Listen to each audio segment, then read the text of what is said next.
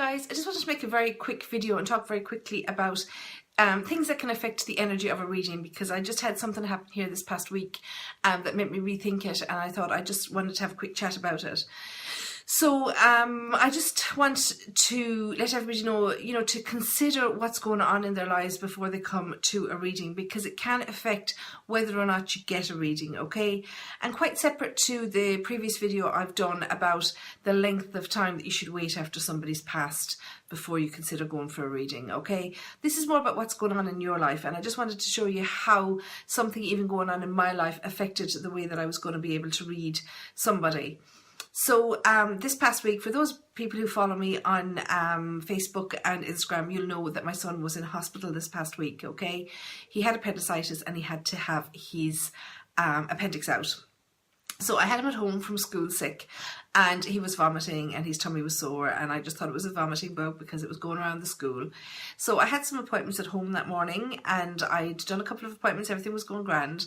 And on the last appointment of the morning, the lady came in, and she had brought photos of her loved ones with her. So when we started the reading, I always start the reading without photos because you can be pleasantly surprised at people that might drop in. Okay, but as it turned out, I wasn't getting any reading for the lady. So I held some of her photographs. And, that has never let me down before. It's called psychometry, where you can hold a photo or a belonging of someone that's deceased in order to get the energy from it. So I always advise people to have a photograph or something in their bag, just so I can hold it and, if I do need to get the energy from the person. So, and it's never let me down before. It's always something I've been able to do, but on this occasion I couldn't read her. So, I had to call defeat and let her go because there's no point in wasting her time. So anyway, when the lady had left, I went upstairs to see if my son was okay. And as it turned out, he wasn't. He was in a lot of pain. He was rolling around the bed, and he didn't want to call me up. He didn't want to disturb me when he knew I was working. So, of course, we went to the doctor, straight to the doctor, and she sent him straight to hospital because she knew straight away it was his appendix. And I just wanted to share that little example with you, because even though it had nothing to do with the lady who's here for her reading, the spirits wouldn't come and talk to me because I was needed elsewhere. Okay, I was needed upstairs with my son. I was needed to take him to hospital, and the spirits knew that that was going on around me. So they didn't want me to stay here reading for somebody. It wasn't that the lady's relatives didn't want to read or, to come through and connect with her. It was more to do with the fact of what was going on for me. Now, it's happened to me in previous readings with what has been going on with the energy of the sitter, the person who's come for the reading. And, I don't want to give out examples really of what other people have gone through or what they've had going on in their personal life.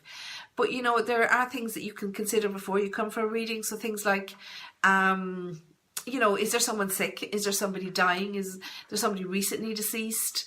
Are you pregnant? Is there a lot going on for you emotionally? Because don't forget that a spiritual reading can bring out an awful lot of emotion from within somebody, and I say allow the emotion to settle down over the kind of 10 to 14 days after the reading, but don't expect that it will bring out a lot of emotion. So if you already have something going on in your life that's making you emotional, then it's unlikely that they're going to lump more emotional stuff on top of you to make you worse. Okay, so it's just worth bearing in mind that there can be something going on. And don't ever be afraid to ring me and say, well, something's happened. I don't think it would be a good time to go for a reading.